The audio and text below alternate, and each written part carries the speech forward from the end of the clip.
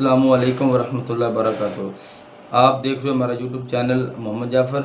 तो हमारे चैनल को सब्सक्राइब भी कर दें और घंटी वाले बटन को भी दबा दें। उम्मीद है कि आप खैरियत से होंगे। आज हम आपको बताएंगे नज़र की कमज़ोरी का नुस्खा। और नज़र की कमज़ोरी क्यों होती है? आँख के अंदर पट्टे होते हैं जो आँख के अंदर जो शीशा आता है उसको आगे लेके जाते हैं और पीछे लेके आते हैं।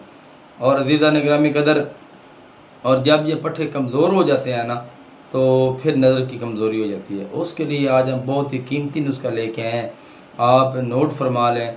ज़ीरा सफ़ेद 25 ग्राम, धनिया का बीज 25 ग्राम और सौंफ 25 ग्राम, काली मिर्च 5 ग्राम, अस्तखदूस 25 ग्राम, मगज़ बादाम जो मीठे हों 150 ग्राम, और उसके बाद कूज़ा मिश्री वो भी 150 ग्राम आपने इसके अंदर डालना है।